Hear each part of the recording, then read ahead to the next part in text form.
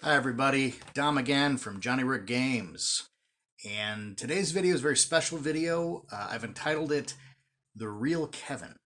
And it's a bit of an explanation about the Kevin character in Watchtower of the Hill, but it's also a bit of a plea to the audience, plea to you to help out the real Kevin.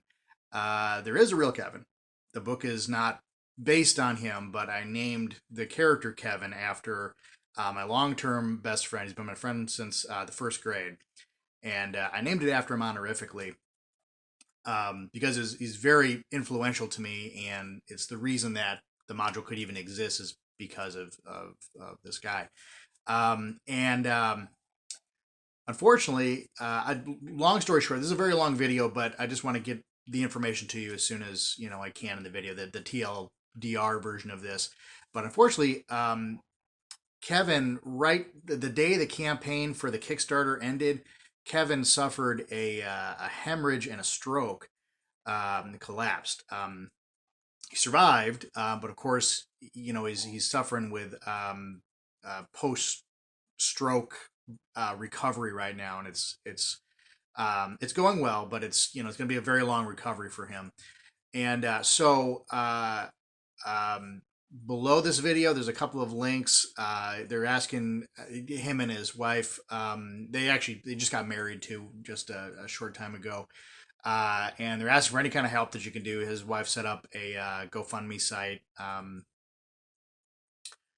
Or actually, I'm sorry, there's another friend of his that set up the GoFundMe site, but she just posted on it the other day with a renewed request for more aid because his hospital bills are just going to get outrageous here. They have to keep moving in between hospitals and nursing homes and stuff. The bills just keep piling up. The insurance only covers so much. There is also his Caring Bridge site if you want to follow along with his recovery. Thanks to Carol Wood, who posts that every night or every other night. I read it every night, so Kevin, I'm following up on you every single night. And I made sure to pass around my family as well for those people in my family that use the internet. They are certainly reading it. So there's the TLDR. There is a real Kevin that the module is honorifically dedicated to, but the real Kevin is in some problems right now, and if you can help him out at all, he would certainly appreciate it. Obviously, and his whole family does. More to Kevin and my long-term friendship with him. Kevin is a pretty special person. There isn't not very many easy ways to describe Kevin's character, and he is extraordinarily funny. He's very socially gifted. He was a guy in school that everybody could be friends with. He's one of those people that just got along with every single group you could possibly imagine. It was pretty unreal. And I learned quite a lot from him over the years just by being around him all the time. And I mean, we were just absolutely best friends. We'd spend every single day together. We'd walk, all day long. We'd go out walking. This is, of course, before, a lot of video games. I think we eventually got a Nintendo. Very exciting. But before that, in the 80s, we didn't have a lot going on. So we just walk around all day and talking about stuff. Now, we became friends. A little history to this, by the way. We became friends in a very unusual way. When I was growing up, I had no friends, and I just was not a very well liked person for various reasons. I was just kind of nerdy and weird. Nobody wanted to really talk to me, and I also moved a lot. And when we finally settled to a place where I was able to go to first grade, we had moved so much, I never made any friends anywhere, and just didn't really know how to do that. When I got to first grade, I sat at my desk and cried every day for I think about 2 weeks, and of course nobody wanted to hang out with the crying kid. It was pretty pretty traumatizing. And one of the worst and best things that my first grade teacher ever did was, after a couple of weeks of that go by, she then asked the class, "Okay, Dom clearly is upset. Who here wants to be his friend?" And she asked the whole class, and of course, a room of first graders. Everybody's hands were so down and below their desk, nobody was going to speak up to that. So she looked around and she said, okay, fine. And she points to this kid. And I don't remember if he was sitting in front of me or next. I actually think he was sitting in front of me, but he might remember this better than I. But she points to this kid and says, okay, you're going to be his friend. And like, of course, everybody in class laughs. And he like turned and looked at me with this like look of like, oh no. But this would be Kevin. And he almost, and the next parts of this are a little more fuzzy to me because I was really upset. The whole thing was so traumatic of being, called out in a class for having no friends and then forcing some poor kid to be my friend was just awful. I felt so bad for him. That's the way that I think about things. But he stepped right up and started talking to me, and I don't remember if it was right away. It might have been a couple of days, but we just started talking and walking around, and from that point forward, we were just the best of friends. It was a powerful thing, and we're still friends today. I mean, that's the thing that's so strange about that whole situation. I think, of course, like I said, he had tons of other friends. Everybody knew him.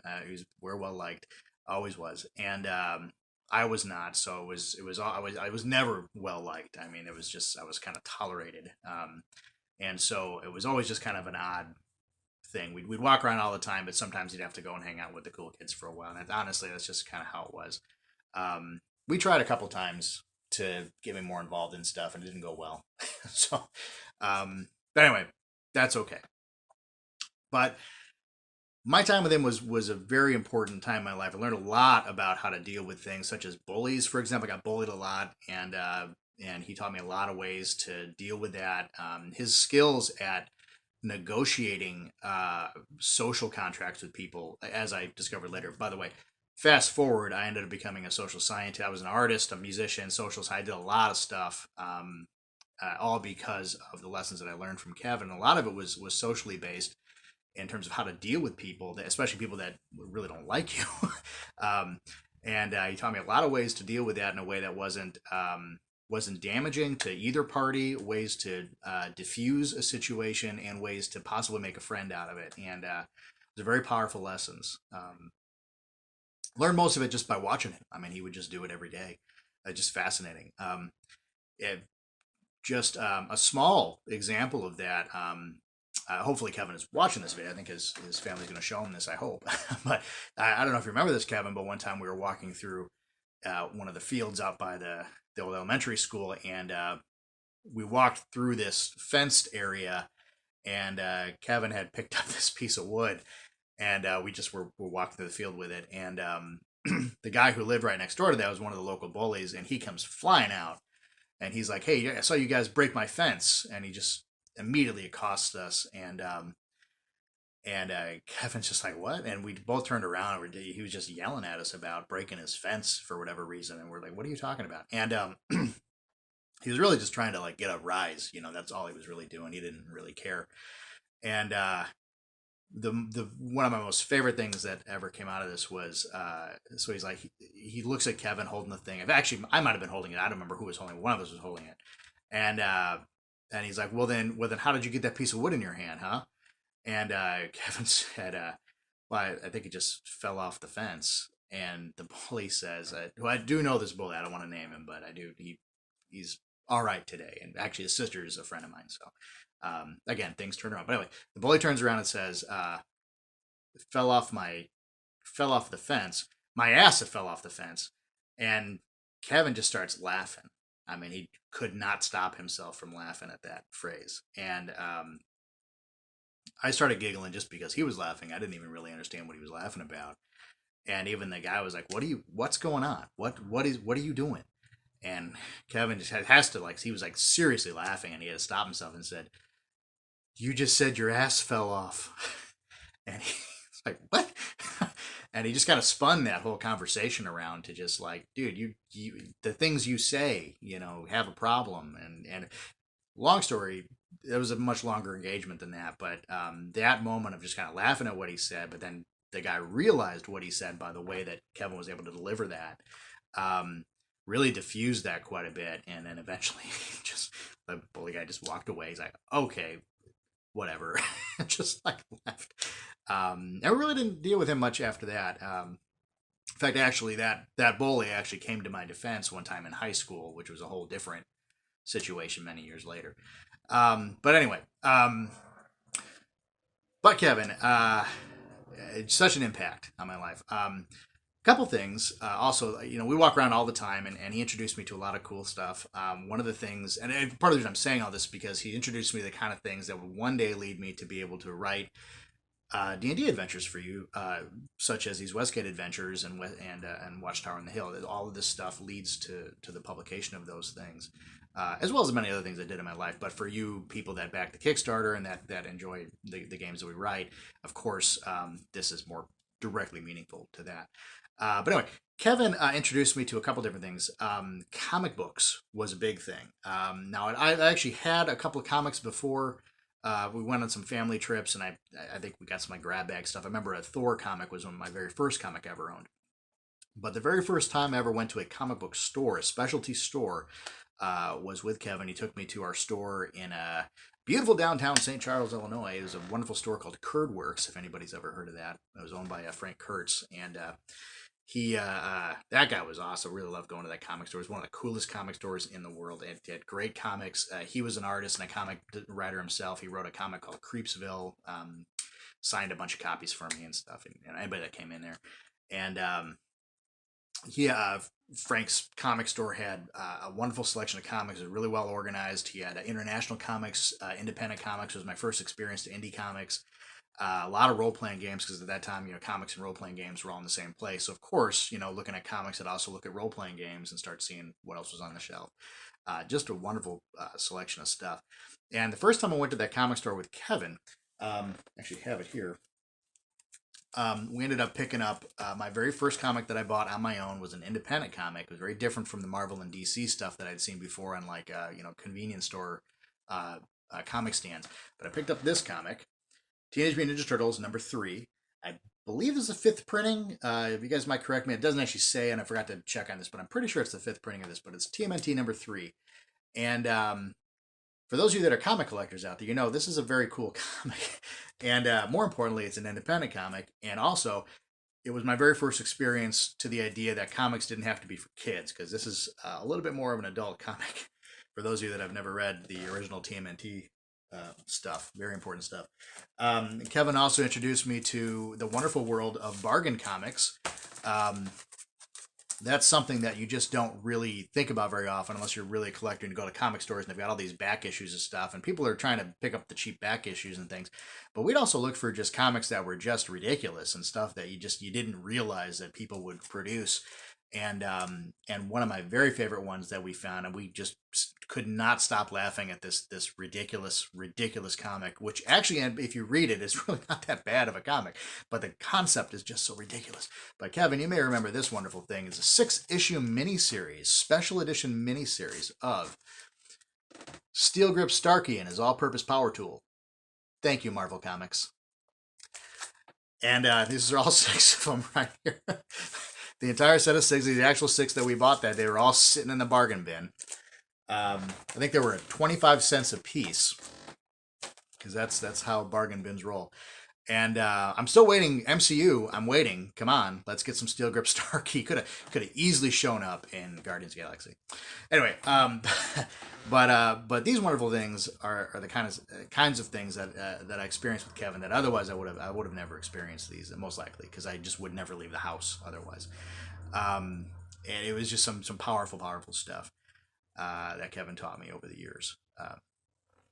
In terms of role-playing games, a little more to the point of this video, for those of you that are interested in role-playing games. Now, my first role-playing games came from an aunt of mine who worked at a hobby shop, and she actually gave me, some of the books that are right behind me. She gave me a very strange collection. I write about this. Sometimes you'll see this in other places as well that we write, but she gave me a very strange collection of first-time D&D stuff for like I might have been 10 or 12 years old, and to get in this stuff I got, I'm sure I won't necessarily hold them up, but I'm sure you guys know these books. But I got a red box set, a black box set, so I got the first and the fourth box sets for basic D&D, which are right behind me, the same black and red box sets. And then a set of the Orange Bound first edition supplemental books: Unearthed Arcana, Oriental Adventures, The Wilderness Survival Guide, and I don't think she gave me the Dungeoneer Survival Guide. I forgot about that. I think I picked that up later, but I got the Wilderness, Unearthed Arcana, and Oriental Adventures. And imagine getting those three books, those two boxes. Oh yes, and Tomb of Horrors. Was the first kind of module set that she gave me, the collected set of the four, the red bound one with the four S modules in it. Which, by the way, all these books were damaged or misprinted, and so some of the information was not there. Like my Unearthed Arcana, which is actually sitting behind me, it was printed halfway through the book and then reprinted the other half of the book. So it actually got the first half of the book twice instead of getting the end of the book. Although I did get the appendix material. It's very strange. Um, and then my UA or my Oriental Adventures was completely unbound. That was a mess. The pages were always falling out of it. The red and the black box sets where something had landed on them and just bashed in the covers, but they were otherwise just fine. And my Tomb of Horrors was a complete train wreck. I don't think anything was consistently printed in that book. I don't think there was I think Barrier Peaks was full, but everything else was just a mess. So they were kind of useless books, but they still, they taught me a little bit about how to start role playing. I mean, I played that solo adventure in the red box set a bazillion times, so much so that I've got a whole new. I've said this a few other times. I've got an entirely new campaign setting and rule system coming out. Hopefully next year. It might be a little more delayed. It's a very, very big project. And the very first module I'm putting out for that is a trainer module that's a solo adventure, much like the red box set, because I love that thing. I spent so many hours playing it. Because again, going back to what I first said in the video, I had no friends, right? So I just played solo games over and over and over again. My aunt also, I forgot, one other module she gave me was Maze of the Riddling Minotaur, which is a solo adventure with the invisible ink pen. But unfortunately, the invisible ink pen never worked right, and so I could never actually play that module because it just marked the module. Nothing came up out of the ink. I did finally get a chance to play it just a couple of years ago. A friend of mine was able to find me the full map. I mean, I could have found it, but just happened to find all the full maps, and I printed out the whole thing. I got a massive poster map of the completed Maze of the Riddling Minotaur that I used with minis and played the whole thing start to finish by myself. It was very exciting to do that. But anyway, so I had these box sets and these orange bound books, and they didn't make a whole lot of sense altogether. I understood that there's a basic game and an advanced game, but there's some pieces that were missing. Because if you've noticed, one of the things that I didn't say, I did not have a Dungeon Master's Guide or a Player's Handbook from any edition. I had nothing. So I had this weird bookend of super basic, how to get started with basic D&D and kind of what adventuring was all about. Still, by the way, that red box set is, I have to say, is the best role-playing product I think ever made in terms of like describing what role playing is and how fantasy gaming works. It's such a fundamentally powerful box set. But then I had the other end of the spectrum with like the Wilderness Survival Guide, which are extremely specific rules on minutia of wilderness adventuring that I can't imagine any table really ever uses. But that book is still fundamentally important. I think it's still one of the best books ever written because it shows you what you can do with the system, how to quantify things. And that's the power of that book. Something that I understood even when I was a kid with it. I knew that we don't use these rules, but we could if we needed to. But anyway, back to Kevin. One day, I'm kind of jumping ahead in the story here. One day, Kevin moved. His dad, from I recall, his dad got a job on the other end of the country. We're out of Illinois, out of Chicago area, and he got a job out in Sacramento. And so they had to move. And I believe this was right around somewhere in the junior high era. I think it was actually right before, maybe the fifth grade. Kevin, you remind me. I don't remember. But it was very early on. And he was leaving, and he gave me a bunch of stuff that he wanted to take with him. And one small thing is his uncle actually, again, this is recollection of what he had told me, but his uncle used to work for TSR and gave him some stuff, which was pretty cool. And he gave me a number of things, but I'm going to show you two things that were fundamentally important for my D&D life. The red box set, of course, got me through very early years just playing that, but eventually kind of died away because I had nobody to play with. Kevin wasn't going to play. We never hung out at night so much. We were kind of like an afternoon hangout sort of thing. And then, when night fell, all the kids go home. And it's just how that worked in the 80s. Sometimes. We were very suburban, so that's just kind of what happened. And So at nights, I basically just kind of played, the solo adventure by myself or read some comics and stuff. A couple of small video games, very early video game days. Um, and Kevin left me with a couple of very important things. One was this player's handbook right here. This is actually the exact book that he gave me. It's been pretty well used since that day. In fact, actually, the binding got retaped by another friend of mine several years ago while we were in college because it was just completely falling apart. And it's still holding. So, Tony, if you're out there, thanks for that. I was a little upset actually when that got taped because it's a very sentimental copy. But it actually helped, and I've actually had to replace this. So, okay. But anyway, this player's handbook and the Western Countries Trail Map for Mystara, also known as the Known World. Both of these things fundamentally vital for the kinds of stuff that you're going to see from our products from Johnny Root Games in the future. For one thing, the Player's Handbook taught me how to play the game. It was a key element to understanding how the advanced game worked and how to transfer, understanding the difference between basic and advanced. It was a very cool book. And also, the second edition Player's Handbook is also, I think, again, one of the most well-written books ever. I've seen a lot of commentary and forums about how it's maybe not, but I totally disagree. I think it's a fantastic book. That plus a DMG together, I mean, great examples. If you just read the text, I mean, I think a lot of these people are just writing this stuff about these books and not really reading the book, but or they're coming at it from another perspective, and it doesn't really vibe with them as well as it did for us when we were getting it off the shelf, when it was first out. But I think they're just fantastic books. That trail map, especially, if anybody's ever seen this trail map, if you unfold it, the thing is enormous, and it's a whole, world setting. And as soon as I got that, I immediately started making my own hex maps and stuff. And I was not new to hex maps. I actually started my gaming world. I skipped over this part, but I started my whole gaming world with military games. So I've had like War in the East, War in the Pacific, things like that, and all these military hex map stuff. I had a lot of that stuff. You can play a lot of those solo, right? So that's why I had them. But when I saw that you could do that with D&D, it's like mind blowing. This is exactly what it's all about. I didn't really see the hexes before with the materials that I had. So all of a sudden, the world of imagination just lit, and I was going nuts. It didn't take very long.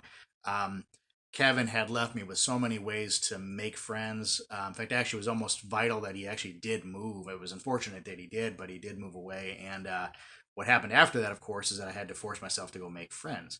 And I did have a couple other friends at the same time. We did eventually have like a little trio for a short time, and then one other guy joined. So actually, some other friends joined, but they were just sort of temporary at the time. And then when Kevin left, it was me and another friend, and we got a lot closer too. We were pretty good friends for a long time.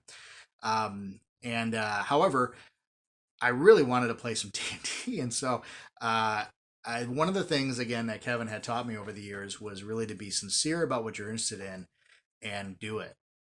And don't worry about what other people say about it. I had a whole history of being bullied about stuff. So when people tell me things like, "Oh, you can't do that. You shouldn't do that. Don't publish that. Don't write that. Don't play that," I don't care. I'm going to do it, and I do it in a way that's not so much for me, but I do it in a way that I think speaks to other people. It isn't always about me. I'm also an artist. I spent years in the world of art. And I understand, when you paint just for yourself, you end up with crap most of the time. I know the artists out there are probably horrified to hear something like that, but that's really what it is. Nobody really wants to see what you create. They want to see something that makes sense to other people, that's more broad, and that's what I take away from that. So when I try to write modules too, it's the same thing. We try to make them very broad. I try to make them broad. I want to make sure that they appeal to a broader audience, besides just myself. Although we certainly put, my own ideas go into it, but it needs to be more broad than that. And these are lessons again from Kevin. How to deal with other people. Well, you be sincere in other people's interests, be sincere in your own interests, and find that place where they come together. And you can make some pretty long-lasting, powerful friendships from that. And so I went out, I found other people that were interested in playing some D&D, and I started running D&D games for many years. In fact, actually, I've taken that all around the world. I was also an anthropologist for a while. Did a lot of travel, world travel, and I've introduced role playing games to people anywhere from Europe to Southeast Asia, all over the place, and we've played some pretty cool games. which I tailor to the local, situation, whatever's going on, because it doesn't always games don't always translate so well multiculturally. So, but Kevin moved, and we called each other. For a while, we were calling each other like almost every night, and eventually, I think it would just work down to basically every weekend. And then I went away to college, and I'm not sure what he had. I don't remember exactly what he had gone and done, but he sort of went on his way too, and so we only contacted once in a while.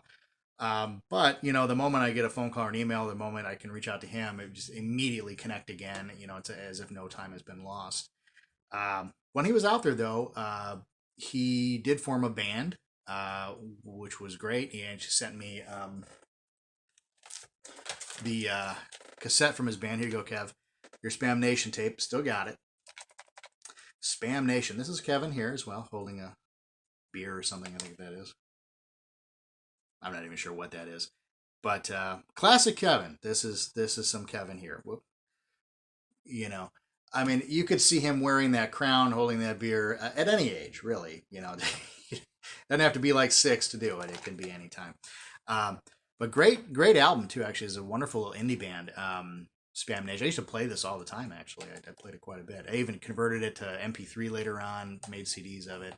I actually don't. I lost most of that. Unfortunately, I had some hard drive failures over the years, and I lost most of that. But I still have the tape, so I can always respin it.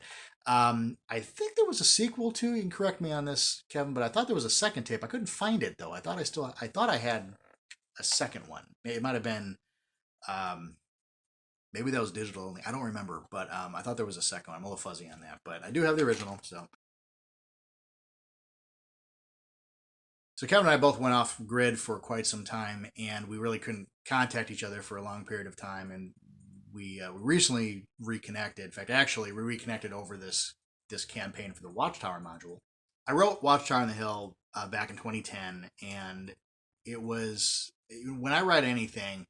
I don't just write a thing to write a game story. I don't just roll random monsters up and throw them in there and write a little quick dungeon.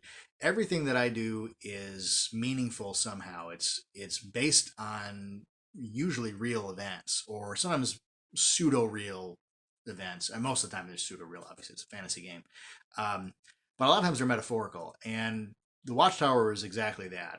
I wrote the Watchtower based on myself. It's autobiographical. It's the character in the module is named Kevin, but it's named him honorifically. It's not actually Kevin. It's not based on him. It's based on me, and it's based on me in a very difficult time in my life. I've had a lot of difficult times, but one particular period in general specifically was pretty terrible, and I really felt like I had been fallen down into a hole. In the darkness, surrounded by monsters, and just nobody was coming for me. It's just this is a terrible, terrible dark time, and so I decided to write an adventure story based on that experience, that also had a happier tone to it, which was that in the Westgate setting. When Kevin falls in the hole, there is, in fact, a team of adventurers that are on their way to go rescue him. They may not make it in time, because the game varies every time you run it. But somebody's coming. In my case, nobody was coming. And I just wanted to tell that story to a point. So I made this character Kevin. I named him Kevin. And the reason I named him Kevin again is because when I was in that dark time, and I knew nobody was coming for me, I was really alone. It was the lessons that I learned from being Kevin's friend about how to deal with that loneliness and moving forward, and dealing with that. Just there's a lot of things that had to be dealt with, and how to move forward from that. And I really learned a lot of that from Kevin. Almost, I should say, all of it began with that. Had it not been for him, I don't know how I would have even survived that myself, that period in my life. So I named the character Kevin after him.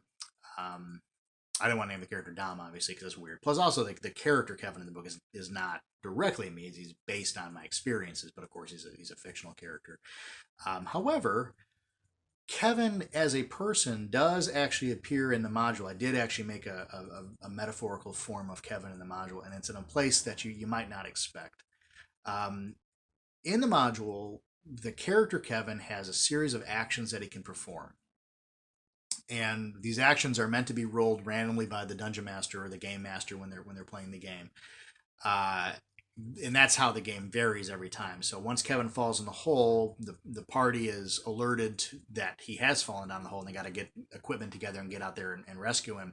That time period between him falling and them coming to go get him, and the process of getting him, he wakes up and he walks around the little dungeon that he finds himself in, and those actions are described by the random events chart because he can kind of do different stuff, and every time he goes to a place he does something basically. But the kid's terrified, and he's acting basically in sort of like a survival instinct. And I know this very well. I've been through this exact experience. Not I didn't fall in a hole and there weren't monsters all around me literally, but that's figuratively speaking. I've been in that situation. So he's got this list of actions that he can do. One action that he can do that is automatic, he can always do it, there's no limit to it, is that he can always make a torch. And this is an odd little rule. I did get a couple of emails about why he can do that. It's a little strange because especially in D&D style games, it's very resource focused. So if you don't have a torch, you don't have the oil, you don't have the other whatever materials you might need, you're not able to make torches, although most characters would have some idea about how to do that. But I decided that our boy Kevin, who's fallen in the hole, can automatically make a torch all the time, so he always has that torch.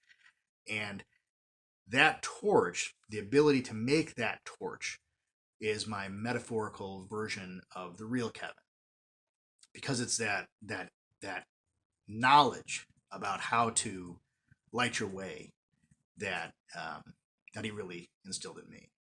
So there's Kevin. He's the torch. The cover painting was originally supposed to actually be Kevin holding the torch, and I decided to kind of change it a little bit at the last minute. I wanted more of a scene about Kevin just falling in the hole and all the monsters showing up. But originally it was by him holding the torch, but we had to scrap that one. But anyway, so that's where Kevin actually is in the module. He's the torch. He's not the boy. I am the boy, kind of. So, anyway, but that's the importance that Kevin has to me, and I do hope that anybody out there, if you're able to help him out, he could really use the support. I'm like I said, I'm following every single day on his Karen Bridge journal, watching what he can do, and I can't support him more than that. That's why I'm putting this video out there. This is my way to support him in hopes that someone out there can maybe give a little bit more funding to him that I can. Unfortunately, even though I own Johnny Rick Games and we're making modules for you guys, I'm very poor. That's the reality of it. And so hopefully somebody out there that can help him and his family out. We'd really love to get your support on that. And Kevin, of course, is getting a copy of the module. Actually, this is his copy right here. I'm going to mail it to him shortly after I finish filming this. And it's funny, when I was setting this up, setting the whole campaign up, and I was telling him about it. Excuse me. I'll tell a little story there too. I wanted to, and I said I hadn't talked to Kevin in like probably 10 or 12 years. I think 12 years actually, and I wanted to tell him about the module. Actually, I was pretty excited about it, and I decided to launch the campaign in June. The Kickstarter specifically launched in June because that's the month that he was born in. So again, related to the real Kevin. So I did launch it, and we ran it for the month of June. And during that month, of course, his birthday came up, and I was like, I wonder if I could maybe get in touch. I don't know how to get in touch with him. And he still had an account on Facebook that I was linked to, although he hadn't used it in forever. But it just so happened that his sister posted a happy birthday thing. And I think actually like 2 years ago, but it was still, she was sitting there. And so I sent her a message, and probably within a good 20 minutes, I had sent him an email from an address she gave me, and he sent me an email right back, and we reconnected again, and boom, again, just best of friends. We just started catching up right away. It was really exciting to talk to him again and hearing about the stuff he's been through. He's had some major life difficulties, but things were just finally getting to be okay. He met his wonderful wife. They just got married. And starting a whole new life together. They're in the middle of a move too, if I recall, and a whole bunch of wonderful things happening in his life. Although they're still kind of struggling to get that step up, but they were getting up, and things were looking great. And then, the last email I got from him was a link to his wedding photo album. Really, really wonderful reception. And it was great to see him so happy, and see his wife too. Because I've not met her, so if she's watching this, hi Jen. So I haven't met you yet, but she sounds fantastic, and he's absolutely just nuts about her. So and she's being extremely supportive. I mean, the comments we're seeing in the Caring Bridge about her taking care of him, just fantastic, which is really what he needs. I spent a good 5 years working in a hospital with a lot of stroke victims and watching their recovery, and they really do need that family and close support to get back up on their feet. And Kevin's doing pretty good, relatively speaking, in terms of the damage he took from the stroke. So hopefully he can make a much very good. I hesitate to say full recovery, because whenever you get a stroke, it's very difficult to get full recovery, but you can come out of it pretty good. So obviously some wonderful success situations, and so Kevin, just keep working at it every day. The people that I've seen that do not get better after a stroke are people that really give up and they just don't care. And you can't. You just keep working at it, because your body just has to remember everything and make those links again, and things come back. So keep fighting. Okay. Anyway, so yeah, Kevin and I just connected again right during this campaign. That's why, again, the Watchtower was so important to me. And it was just really fantastic to have him back again, and just being able to talk to him is fantastic. He's one of the only people in the world that I really trust. And especially in his judgment, and I know that he would never judge somebody else harshly, and he was able to talk to me, very clearly, and have a really great few conversations. I was hopefully going to call him real soon, once the campaign ended, but the day the campaign ended, he had a stroke, and his sister texted me a couple days later, let me know what happened, and it's just heartbreaking. So I really hope that he makes a great recovery, and I hope that anybody out there can help them out by again clicking on the links below and helping out their GoFundMe page. I think the current request is they're looking for 75,000 at the time that I'm making this video. That may change, but that's what we're looking for. And they're about a little over halfway. Again, at the time of this video, so hopefully we can boost that up. And that's all I got for you. That's the story of the real Kevin. There is a real person behind the Watchtower on the Hill. In fact, actually, like I said, any of the modules that you're going to see from Johnny Rick Games that are all written by me, as well. Dante, I believe, does this too. I haven't really talked about it specifically, but we write from known experiences, and so a lot of the stories that you're going to see, they have a lot of elements of real experiences or real people in them. They're very personal. I do get comments from people sometimes. They wonder about some of these NPCs that I wrote, because they actually say, they seem like a real person. They seem so cool. These like small little details about their personality that you just don't see in some other books. And I said, yeah, that's because it's probably based on, at least part based on, a real person. I rarely put in a directly real person. That doesn't happen very often. I can only think of one example of that off the top of my head. Usually they're, as any fiction writer does, they're combination of real people and fictional elements to sculpt a character that is to be used for a specific story purpose. So that's what you get from Johnny Rick Games. So substance. Anyway, for those of you out there again watching this video, thanks for watching. If you made it all the way through this cavalcade of discussions, and of course Kevin, like I said, I'm watching every night, so take care out there. and we'll be in touch again soon. And the rest of you guys, thanks for backing Watchtower on the Hill. Please support the GoFundMe if you can. And we do, at the time of this filming again, we do have a second Kickstarter coming up very soon. So hopefully you can follow us and fund more of Kickstarters for Johnny Rick Games. Keep us all moving. Thanks again, and again, Dom from Johnny Rick Games. Hope to see you at the table someday.